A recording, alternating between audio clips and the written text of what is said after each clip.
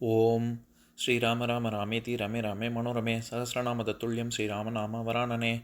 உலகம் யாவையும் தாமுழா வாக்கலும் நிலைபெறுத்தலும் நீக்கலும் நீங்களா அழகிலா விளையாட்டுடையார் அவர் தலைவர் அன்னவர் சரண் நாங்களே. எத்திர எத்திர ரகுநாத கீர்த்தனம் தத்திர தத்திர கிருத்தமாஸ்தகாஞ்சலிம் வாஷ்பவாரி பரிபூர்ணலோச்சனம் மாருதிம் நமது ராட்சசாந்தகம். அஞ்சிலே ஒன்று பெற்றான் அஞ்சிலே ஒன்றை தாவி அஞ்சிலே ஒன்று ஆறாக ஆரியர்க்காக ஏகி அஞ்சிலே ஒன்று பெற்ற அணங்கை கண்டு அயலாரூரில் அஞ்சிலே ஒன்றை வைத்தான் அவன் எம்மை அழித்துக் காப்பான். இன்னைக்கு நம்ம கம்பராமாயணத்துல பாலகாண்டத்துல கார்முக படலத்துல 44வது பாடல் பார்க்க போறோம். இற்று இவன் இன்னதாக மதியொடும் எள்ளி நீங்க பெற்று உயிர் பின்னும் காணும் ஆசையால் சிறிது பெற்ற சிற்றிடை பெரிய கொங்கை சேயரி கரிய வாழ் கண் பொன் தொடி மடந்தைக்கு அப்பால் உற்றது புகழலுற்றாம். இதுதான் பாட்டு. இப்ப நம்ம பதம் பிரிச்சு பொருள் பார்க்கலாம். இவன் ஜனகனது அரச சபையில் இற்று இந்த நிகழ்ச்சியானது இன்னதாக இப்படி நடக்க மதியொடும் சந்திரனோடு எள்ளி நீங்க பெற்று இரவு கழிந்து உயிர் பின்னும் அந்த குமரனை மறுபடியும் காணும் ஆசையால் காண வேண்டும் என்ற ஆர்வத்தால் சிறிது பெற்ற தேய்ந்து வரும் உயிரை சிறிது பெற்றுள்ள சிற்றிடை பெரிய கொங்கை சிறுத்த இடையையும் பெருத்த தனங்களையும் சேய் அறி கரிய செவ்வரி படர்ந்த கரியவாய வாழ்கண் ஒளிமிக்க கண்களையும் பொன் தொடி பொன்னாலாகிய வளையல்களையும் மடந்தைக்கு அணிந்த சீதைக்கு அப்பால் கன்னிமாடமாகிய அந்த இடத்தில் உற்றது புகழலுற்றாம். நேர்ந்ததை இனி கூறத் தொடங்குவோம். இப்ப நம்ம இந்த பாட்டுல இருக்கக்கூடிய நயங்களை பார்க்கலாம். அதாவது நம்ம பார்த்தோம்ல சென்ற பாடல்ல எப்படி மக்கள்லாம் பேசிக்கிட்டாங்க அப்படின்னு. அதனை தொடர்ந்து இனிமே அடுத்து சீதை விஸ்வாமித்ர முனிவன் அப்புறம் ராம லட்சுமணர்கள் மூவருமாக அவங்க மிதிலை நகரத்துல அந்த வீதியில நடந்து போகும் பொழுது மேல் மாடத்துல சீதை பார்த்து அவள் உயிர் அவள் வசம் இல்லை அப்படிங்கறத முன்னாடி சொல்லியிருந்தார்ல. அந்த இடத்துல இருந்து மீண்டும் சீதைக்கு என்ன நடக்கிறது அப்படிங்கறத பத்தி பார்க்கலாம் அப்படிங்கறத தான் இந்த பாடல்ல சொல்றாரு. எப்பேற்பட்ட சீதை அப்படின்னு சொல்ற இடத்துல மதியோடும் எள்ளி நீங்க பெற்று உயிர் பின்னும் காணும் ஆசையால் இருக்கக்கூடிய சீதை அப்படின்னு சொல்றாரு. இப்ப நம்ம எள்ளி அப்படிங்கிற சொல்லுக்கு நம்ம ஏற்கனவே பார்த்திருக்கோம். இரவு அப்படிங்கிற பொருள் வரும்ல. அதாவது சமீபத்திய பாடல் 703வது பாடல், அதை படிக்கிறேன் கேளுங்க.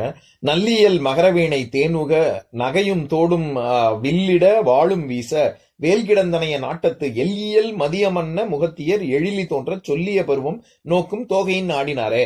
அங்க இருக்கக்கூடிய பெண்கள் எப்படி ஆடினாங்க மகிழ்ச்சியில, ராமன் வில்ல முறிச்ச உடனே எப்படி ஆடினாங்க அப்படின்னு வரக்கூடிய பாடல்ல எல்லியல் மதியமன்ன முகத்தியர் அப்படின்னு பார்த்தோம்ல. அந்த இடத்துலயே நம்ம எல் அப்படின்னா இரவில் தோன்றும் நிலவு எப்படி ஒளி வீசுமோ அப்படி ஒளி வீசக்கூடிய பெண்கள் அப்படின்னு பார்த்தோம்ல. எதுக்கு சொல்ல வரேன், அந்த இடத்துல எப்படி எல்லுங்கிறது இரவை குறிக்குமோ அந்த மாதிரி இந்த இடத்துல மதியோடும் எள்ளி நீங்க பெற்று அப்படின்னா இரவு கழிந்தவுடன், இரவு பொழுது கழிந்தவுடன் என்ன நடந்தது, சீதைக்கு என்ன ஆச்சு அப்படிங்கறத நான் இனிமே சொல்றேன் அப்படின்னு கம்பர் இந்த பாடல்ல சொல்றாரு. இந்த இடத்துல ஏன் மதியையும் இரவையும், அதாவது நிலவையும் இரவையும் ஏன் சொல்லணும் அப்படின்னா, நம்ம மிதிலை காட்சி படலத்துல நம்ம 81வது பாடல், அதாவது கம்பராமாயணத்துல 560வது பாடல், அதுலதான் அந்த நிகழ்ச்சியை அப்படியே விட்டுட்டு மேற்கொண்டு விஸ்வாமித்திரனுடைய வரலாறு, அதுக்கப்புறம் வேள்வி நடந்த விதம், அதுக்கப்புறமா குலப்பெருமை, அதாவது குலமுறை கிளைத்து படலம்லாம் பார்த்தோம்ல. இதுக்கப்புறம் வில்லு முறிந்தது, இந்த மாதிரியாக கதையை கொண்டு போயிட்டார்ல. அதனால அங்க விட்டதுல இருந்து திருப்பி தொடங்குறாரு. அதுக்காக தான் அந்த எந்த பாடல்ல விட்டாரோ அந்த பாடல்ல நான் உங்களுக்கு உதாரணமா சொல்றேன்.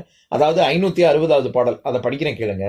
தாயரின் பரி சேடியர் தாதுவுகு வீயறி தளிர் மெல்லணை மேனியில் காயறி கரிய கொணர்ந்து 1000 இரட்டி அடுக்கினார் அப்படிங்கிற பாடல்ல எப்படி இந்த காம வேதனையினால எப்படியாவது ராமனை அடைய மாட்டோமா அப்படிங்கிற ஒரு வேதனையில தன்னுயிரே பிரிவது போல் சீதை உணர்ந்தாள் அப்படிங்கிற அந்த அவளுடைய வலியத்தானே இந்த பாடல்ல பார்த்தோம்.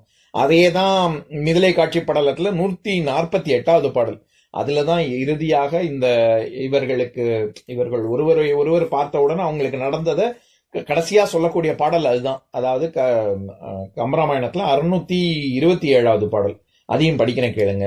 கழிந்த கங்குல் அரசன் கதிர்குடை விழுந்தது என்னவும் மேல் திசையால் சுடற்கொழுந்து சேர் நுதர் அரிசுட்டி போய் அழிந்தது என்னவும் ஆழ்ந்தது திங்களே அப்படின்னு. எப்படி திங்கள் மறைந்தது அப்படின்னா, இரவு, அதாவது ஒரு கணவனை இழந்தவள் எப்படி விதவை அவள்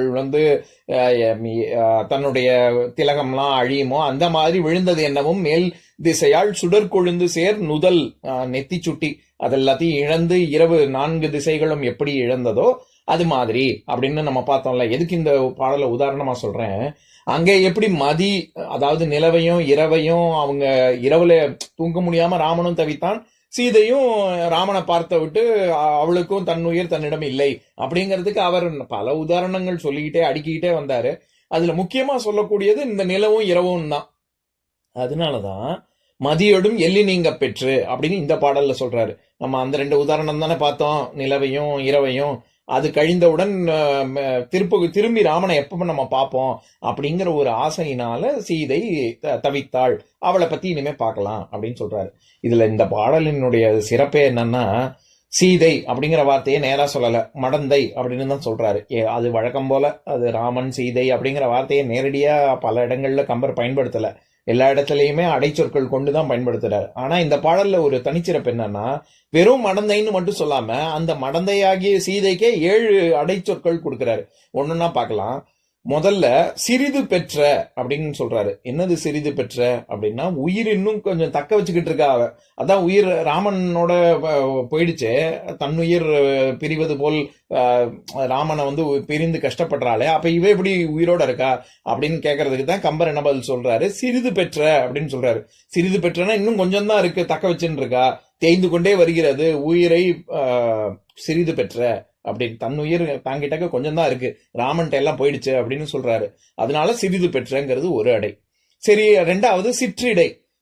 எடை சின்னது, நம்ம முன்னாடியே பார்த்திருக்கோம். ரொம்ப கொடி போன்றவள், மின்னல் போன்றவள் அப்படின்னு. மின்னல் எப்படி சின்னதா இருக்குமோ அந்த மாதிரி இருக்கக்கூடியவள், அது அப்படிங்கறதுனால சிற்றிடைன்னு சொல்றாரு. அடுத்தது பெரிய கொங்கை, மார்பகங்கள் தனங்கள் ரொம்ப பெரிதாக இருக்கக்கூடியது அப்படின்னு. 4வது சேயரி அப்படின்னா செம்மையான அரி, அதாவது நம்ம பார்த்திருக்கோம்ல கண்கள்ல செவ்வரிகள் கொண்ட கண்கள், அது ரொம்ப அழகா இருக்கும் அப்படின்னு. அப்பேற்பட்ட செவ்வரி கொண்ட கண்கள் அப்படின்னு சொல்றாரு. வெறும் கண்ணன், அது செவ்வரி கண் கொண்ட கண்ணன் மட்டும் சொல்லல, கரிய கண் அப்படின்னு சொல்றாரு. கரிய கண்ணுன்னா எல்லாருக்கும் தான் கண்ணு கருப்பா இருக்கு அப்படின்னா அது அழகா அப்படின்னு கேட்டா அது மட்டும் இல்ல, கண்ணுக்கு அழகே ஒளி வீசக்கூடிய தன்மை கொண்டதுதான். அதனால வாழ்கண், வெறும் கண்ணுன்னு சொல்லல, வாழ்கண் அப்படின்னு சொல்றாரு. அடுத்ததாக 7வது பொன் தொடி, பொன்னால் செய்யப்பட்ட வளையல்களை அணிந்துள்ள சீதை அப்படின்னு. ஆக சிறிது பெற்ற, சிற்றிடை, பெரிய கொங்கை, சேயரி, கரிய கண், வாழ்கண், பொன் தொடி, மடந்தைக்கு 7 அடைச்சொற்கள் சொல்லி அப்பேற்பட்ட சீதை அப்பால் உற்றது புகழல் உற்றாம், இனிமே அவளுக்கு நேர்ந்ததை நான் சொல்கிறேன் அப்படின்னு சொல்றாரு. இப்ப நான் பாட்டை இன்னொரு தடவை படிக்கிறேன் கேளுங்க. இற்று இவன் இன்னதாக மதியோடும் எள்ளி நீங்க பெற்று உயிர் பின்னும் காணும் ஆசையால் சிறிது பெற்ற சிற்றிடை பெரிய கொங்கை சேயரிக்க கரிய வாழ்கண் பொன்தொடி மடந்தைக்கு அப்பால் உற்றது புகழலுற்றாம். இன்னொரு நாள் இன்னொரு பாட்டு பார்க்கலாம். ஓம் சாந்தாகாரம் புஜகசயனம் பத்மநாபம் சுரேஷம் விஸ்வாதாரம் ககனசத்ரசம் மேகவர்ணம் சுபாங்கம் லக்ஷ்மீகாந்தம் கமலநயனம் யோகி ஹிருத்யானகம்யம் வந்தே விஷ்ணும் பவபயஹரம் சர்வலோகைகநாதம். உம்பரோடு இம்பர்காரும் உலகம் ஓர் ஏழும் ஏழும் எம்பெருமான் என்று ஏத்தி இறைஞ்சி நின்று ஏவல் செய்ய தம்பியரோடும் தானும் தருமமும் தரணி காத்தான் அம்பரத்து அனந்தர் நீங்கி அயோத்தியில் வந்த வள்ளல். ஓம் பூர்ணமதః பூர்ணமிதம் பூர்ணாத் பூர்ணமுதஸ்யதே பூர்ணஸ்ய பூர்ணமாதாய பூர்ணமேவாவசிஷ்யதே. ஓம் சாந்தி சாந்தி சாந்திः. ஓம் சர்வேஷாம் ஸ்வஸ்திர்பவது சர்வேஷாம் சாந்திர்பவது சர்வேஷாம் பூர்ணம் பவது சர்வேஷாம் மங்களம் பவது. ஓம் சாந்தி சாந்தி சாந்திः. ஓம் சர்வே பவந்து சுகினः சர்வே சந்து நிராமயாः சர்வே பத்ராணி பஷ்யந்து மா கஷ்சித் துக்கபாக் பவேத். ஓம் சாந்தி சாந்தி சாந்திः.